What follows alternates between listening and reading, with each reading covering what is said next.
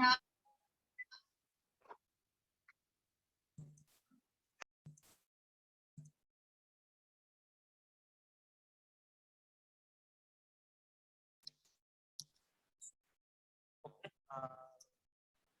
So discuss so now first, before discussing the round protocols, the communication between the one sender and one receiver. That means the communication between the there will be a one sender present and there will be another one receiver. So that means what? That means one to one.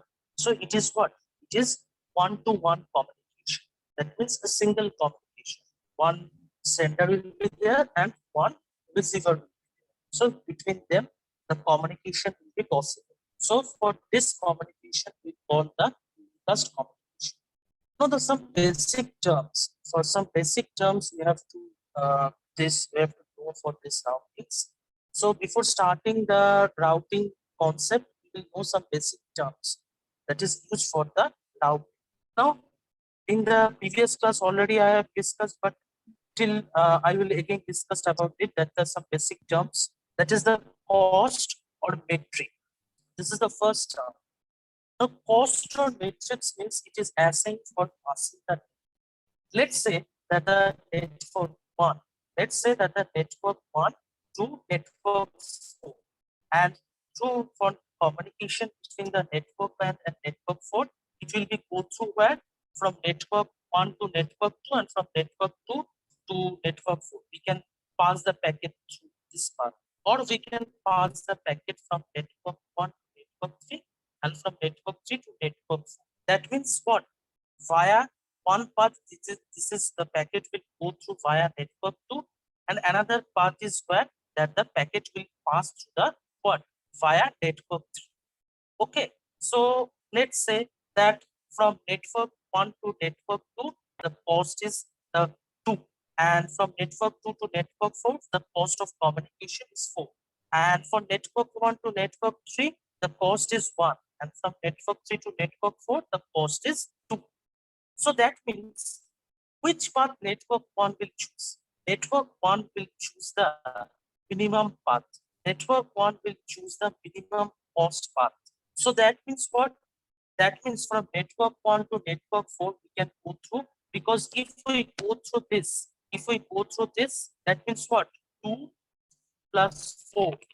So that means what? Total 6. So from network 1 to network 4, the total cost will be 6. And if we belong this path, then it is network 1 and it is 2. So that means what? That means the total will be 3.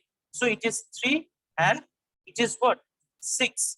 So that means what? What path will we choose? Network 1 will choose via network 3 path, because its cost will be the. So always remember that when network 1 send packet, that means what? Always routing always happens to the cheapest path. So that means to the cheapest path, the routing will always happen. So this is the basic term of cost of matrices. Cost of matrix. This is we call the cost of matrix.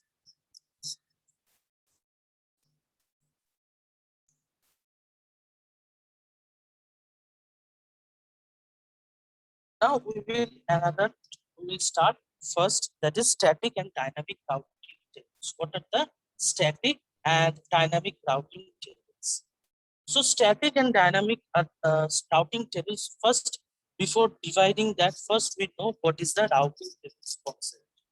Now, routing tables consist of the network routes and its information. So that means what route, network's route, about the network's route and about its information are stored in this routing table. So routing table consists of what?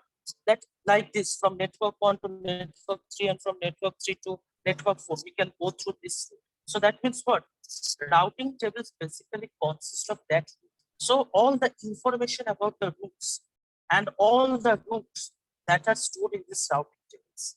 Now, there are two types of routing tables. One is static and another is dynamic.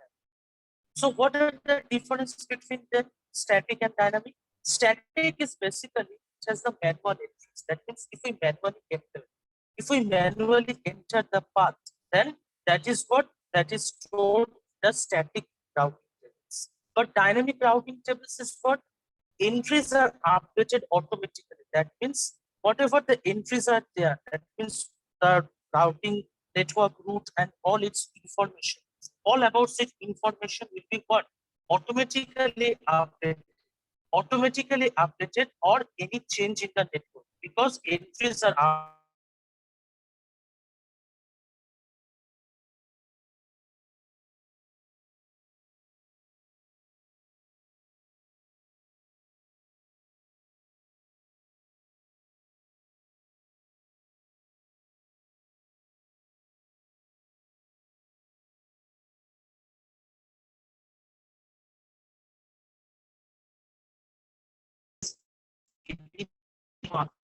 from, if we remember the path from network 1 to network 3, its cost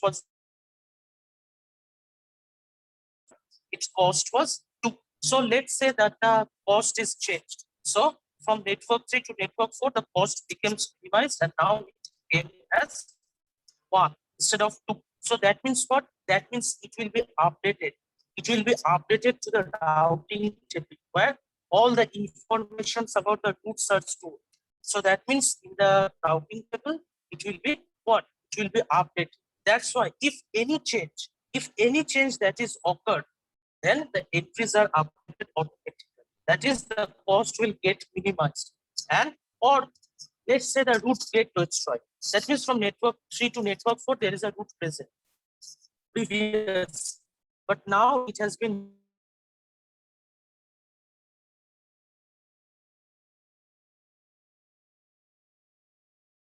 routing table, all the entries of all of its information. So that means if there is a change, then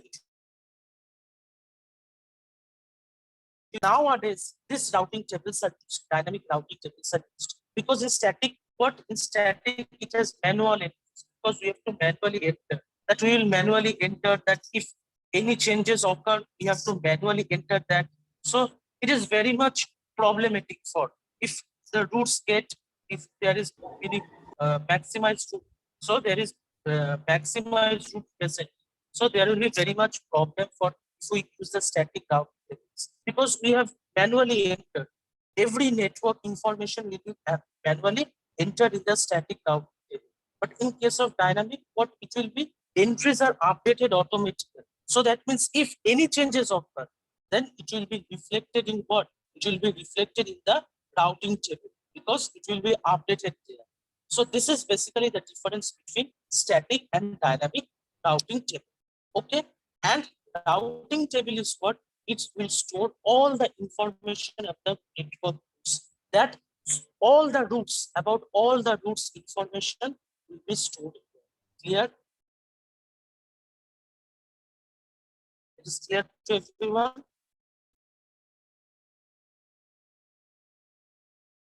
Yes, sir.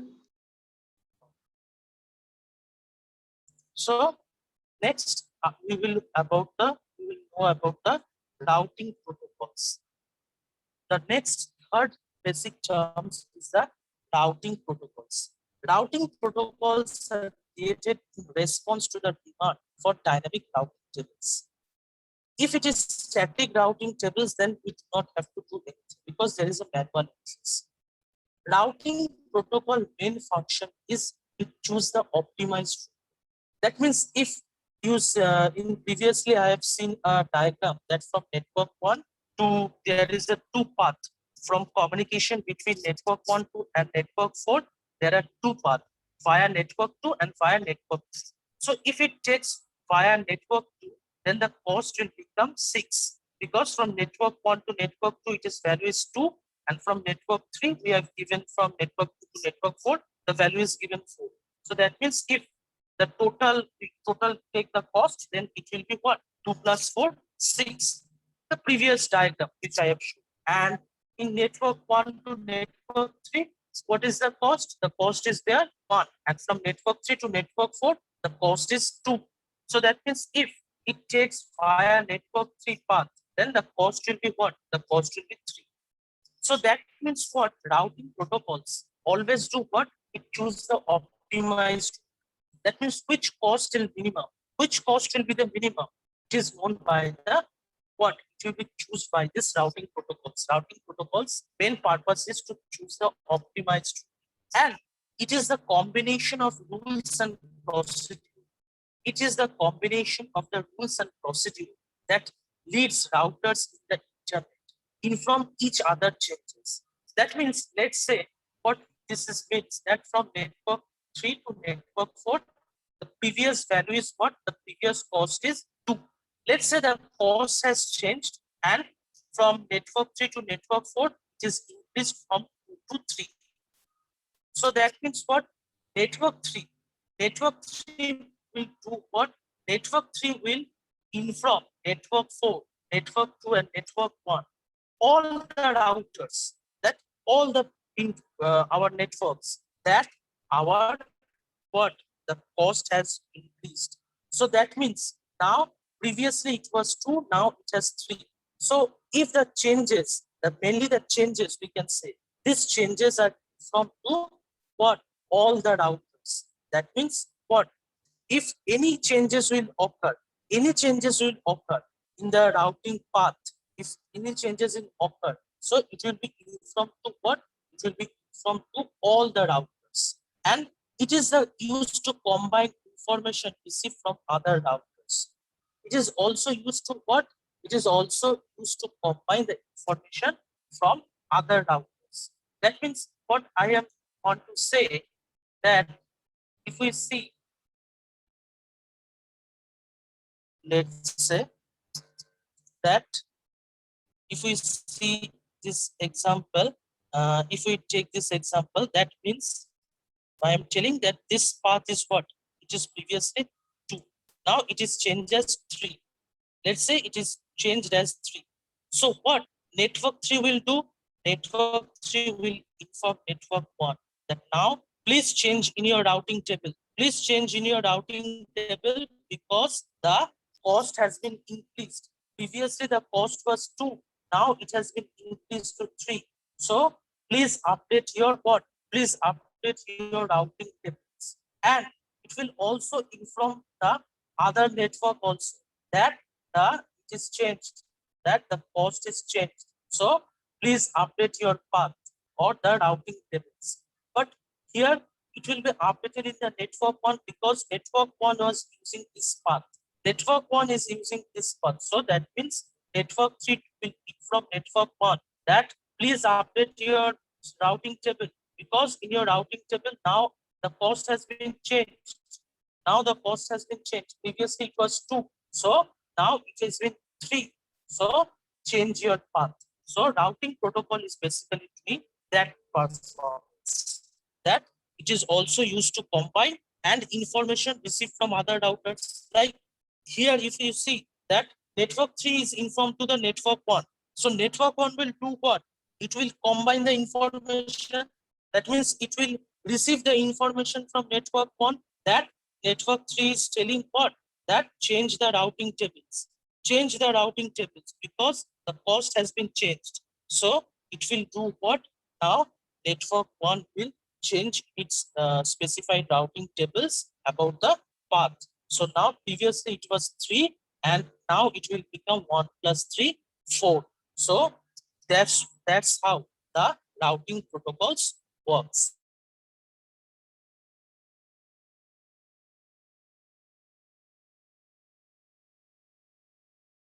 There are two, there are two types of routing present: interior and exterior. Interior means within itself.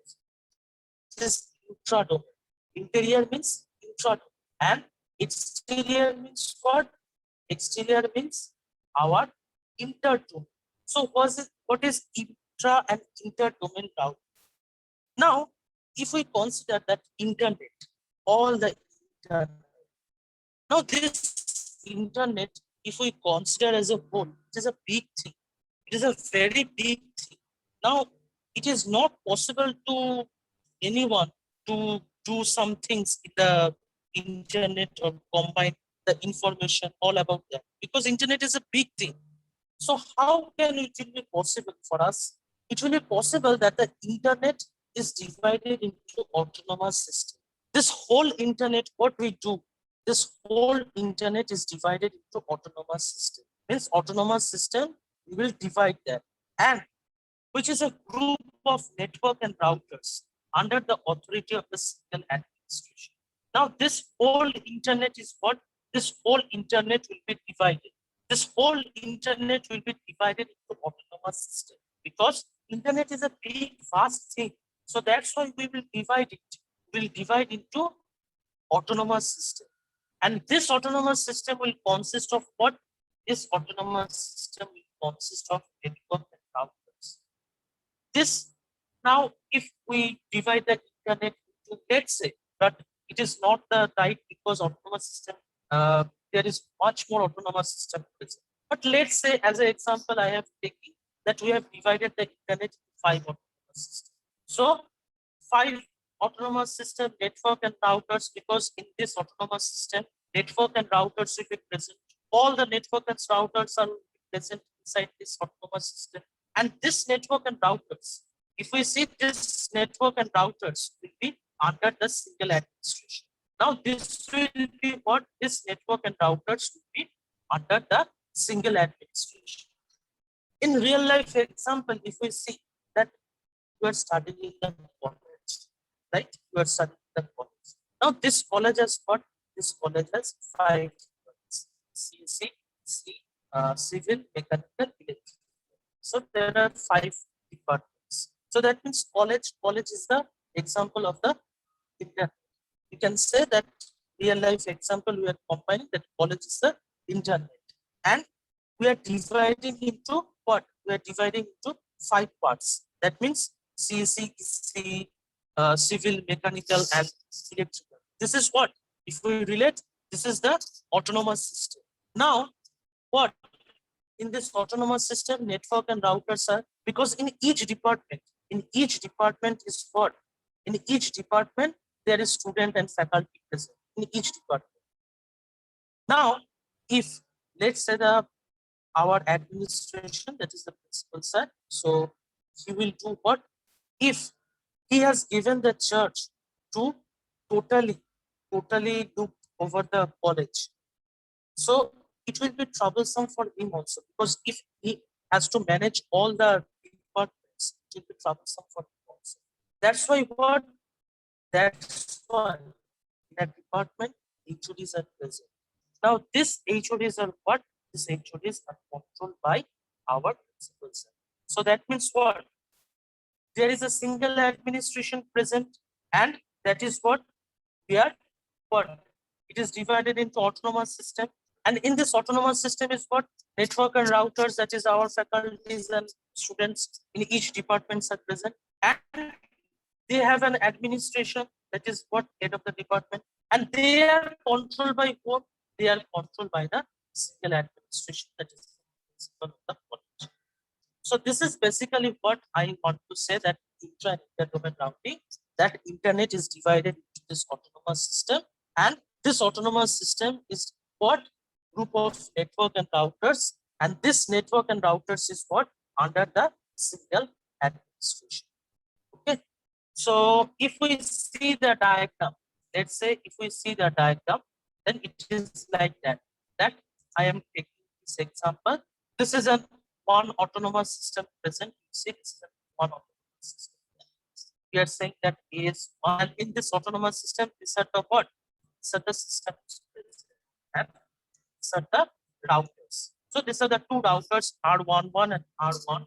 These are the 2 routers present, and this is the system. And this is what?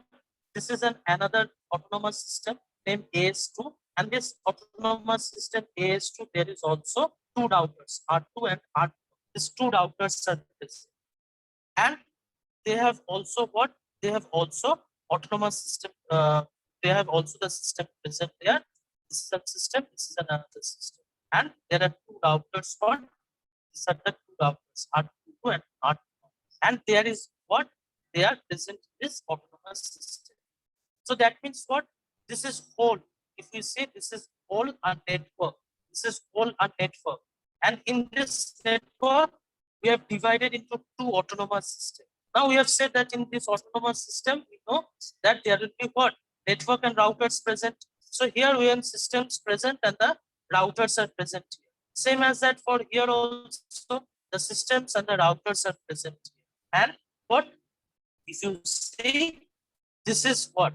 Now, if this inside this, between this autonomous system 2, or we can say the autonomous system 1, between this autonomous system 1, if they communicate with each other, means this system or this system communicating with each other, then we can call it as a intra-domain, because this is within itself. This is within itself. So this means if this router are communicating with this router, that means what? These are present in the autonomous system 1. So between this autonomous system, they are communicating. So they are present in the same autonomous system. So these two routers are present in the same autonomous system and they are communicating with each other. Let's say that means what? That means it is the intra-domain, means within itself. But let's say this R1 router communicates with R2 router, that is of AS2. This is what?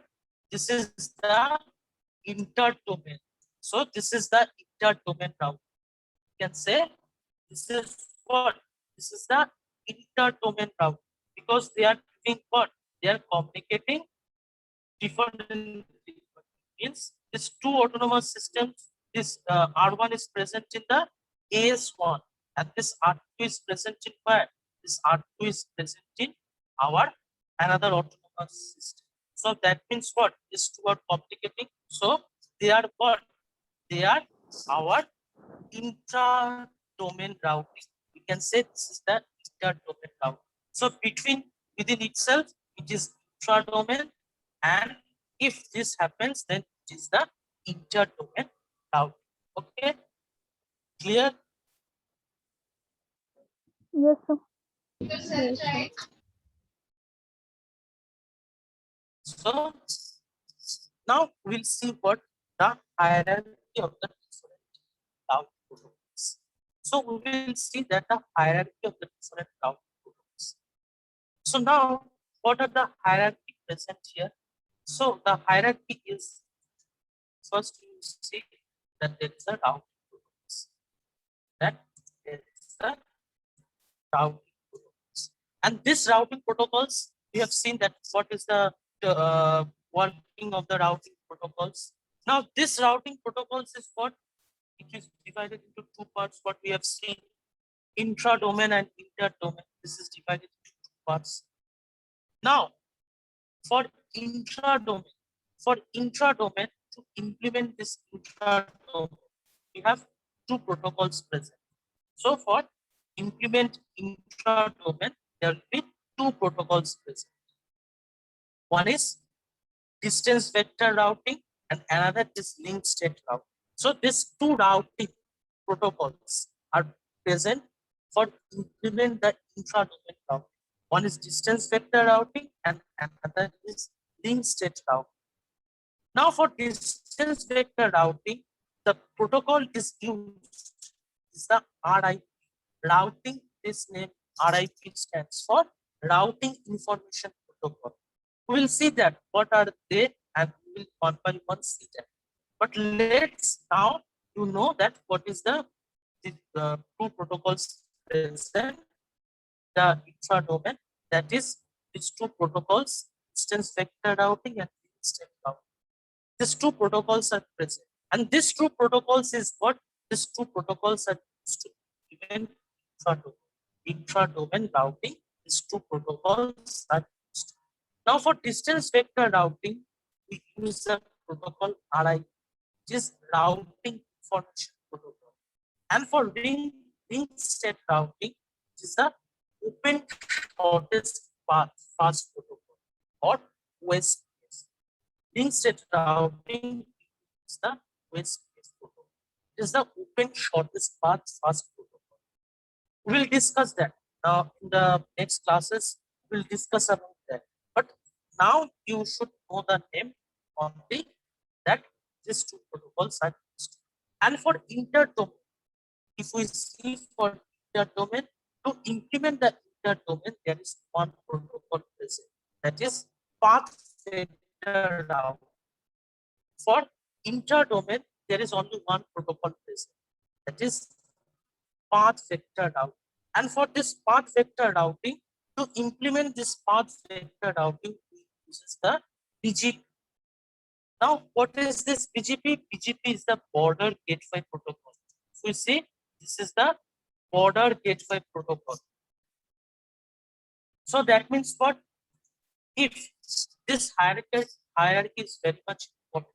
So if any you have given to write any short course or anything about that, then directly you say that you have given to write the short course. Let's say you have given to write the short course. So what you will write? You will write like that. BGP is a protocol used for what? BGP is the protocol that is present in the path vector routing and used for interdomain routing. So that means BGP is what? It is a path vector routing and it is used for what? It is to implement interdomain routing. You like that, you will write that. So that means what? You have to remember this hierarchy. So if you didn't remember the hierarchy, you will not be able to write this. Same as that for WSPF. So WSPF is what? WSPF is a link state route protocol and it is used for what? It is used for implement intra-domain routing. It is used for implement intra-domain routing.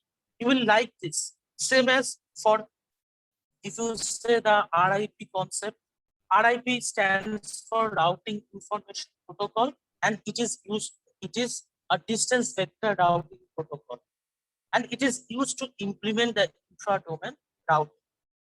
Like this, you will write the exam. So that means what? This hierarchy, you have to remember this hierarchy. This hierarchy is very much important to remember. Okay, so this is all about some basic terms. So all the basic terms you have seen, this is about the basic terms. Our routing protocols and our basic, you can say, static versus dynamic routing tables and cost metric. So these are the main basic, our basic terms that is used in the routing. Okay.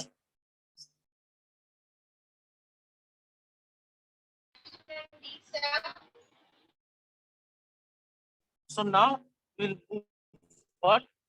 Now we will move to the first distance vector routing. So now we'll move to the first our vector routing, that is distance vector routing. So distance vector routing is what?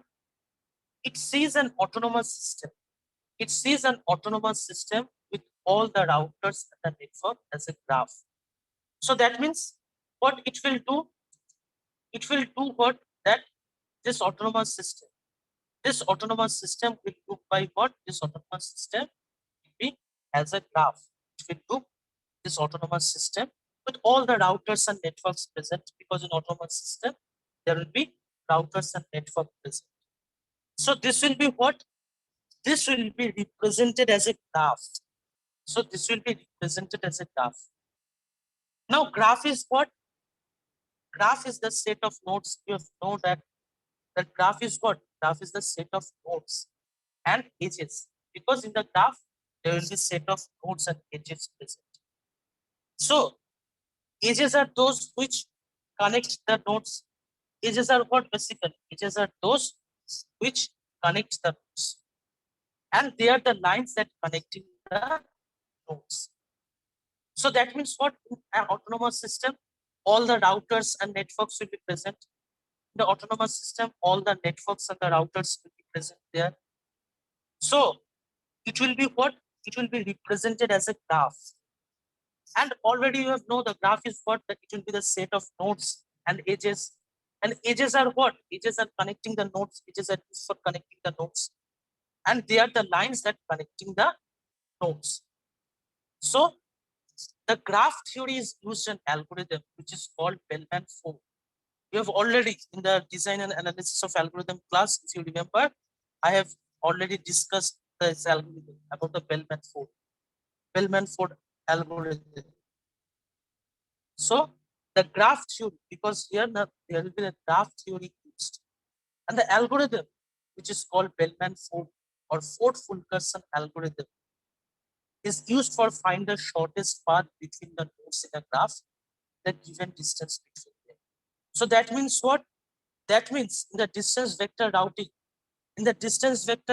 we will do what? In the distance vector routing, we will find the shortest path. We'll find the shortest path between the nodes in a graph. Given distance, from the given distance, we will find the shortest path between them. And it will use what? This distance vector routing is used the Bellman-Ford algorithm. It will use the Bellman-Ford algorithm or the Ford-Fulkerson algorithm. It will use that. So that means what? That means, let's say, if we as an example, this we have taken this as an example. Let's say this is a node A, this is node B, this is B, and this is. So total 5 nodes are present here. So between them, from A to B, the cost is 3. From A to B, the cost is 7. From A to C, the cost is 5. From B to C, the cost is 4. And from C to B, the cost is 4. So that means what? These are the nodes. And these are what? These are the edges. And what? These numbers are what? These numbers are the cost of each edge. Now, if we remember that Bellman-Ford does what? In a Bellman-Ford algorithm, like this, a graph will be given. Like this, a graph will be given. Let's say from node I to node J. From node I to node J, there are 3 ways present. There are 3 ways present from node I to node J. You can go through 3 ways. Now, these are what? These are some intermediate. These are some intermediate. So, let's say from I to 1, from I to 1, the cost is CI1. And from 1 to J, the distance is 1J. From I to 2, the cost is CI2. And from node 2 to J, it is distance E2J. Same as that for N, the cost is what? CIN. And from this N node to J, the distance is DNJ. So Dij is what? If we consider as a Dij, that means Dij is the shortest distance between I and J. So if we consider Dij, because it is D1J, this 2J to DNJ. So that means what? Dij will be the shortest distance between I and J. And here you can see CI1, CI2, CIN. We have seen that. So Cij, let's say Cij. Cij is the cost between I and J. Cij is the cost between I and J. And N is what? N is the number of nodes. So how will find the shortest distance between them? Shortest distance between them will find through that Dij equal to minimum. So that means Dij will be the shortest distance. Dij will be the shortest distance. So Dij equal to minimum, and what? The minimum will be Ci1 plus Dij. This will be first taken. Ci1 plus D1J. Then comma, next Ci2 plus D2J. Dot dot dot. That means there is many terms should be present. And Cin plus DNJ. This is the another. So between them, which will be the minimum? it will be known as the EIG. Okay. Yes.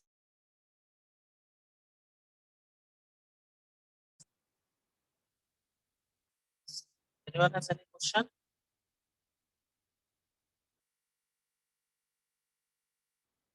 Is clear to everyone? Yes, sir.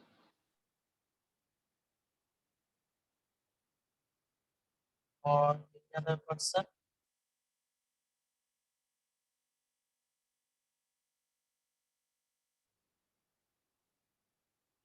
George, Sheetal, clear to everyone? Yes, sir. So this is about the distance vector out. So in the next class, we will discuss this topic more. This is the basic concept of the distance vector routing I have said. And in this, how the routing information protocol works, we see that. So today we will stop here. So if anyone has any question, then he can ask, he or she can ask.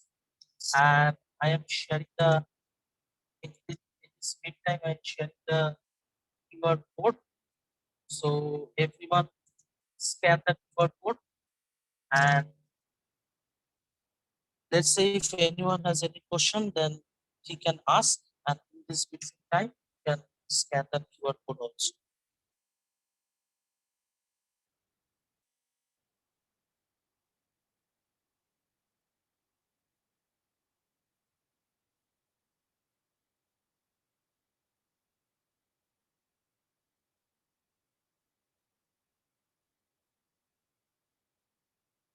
So after scanning the QR code, everyone please inform me. And if anyone has any question till now, then you can ask.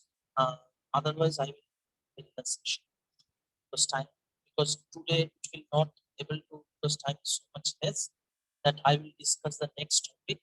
So in the next class we will discuss about that.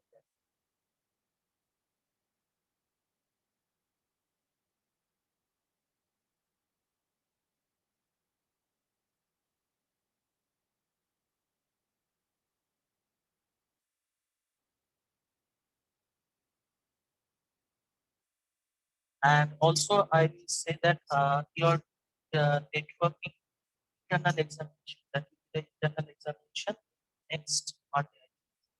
The next Monday, your internal examination of computer network. So in computer network, up till whichever I have taught the class, not today's class or the previous class, because this is the another layer we are going to this the network. But previously, all about the physical layer and all about the data layer and all the concept which I have discussed in the class, it will be based on that. All the notes are already uploaded in the MS, so go through it. The questions from there, so please go through it. And your syllabus is the first module, that is the physical layer and the data layer. Not today's class topic and the previous class topic, not there present. Okay. So then I think everyone has scanned the QR code. Everyone has Yes, sir. scanned the QR code.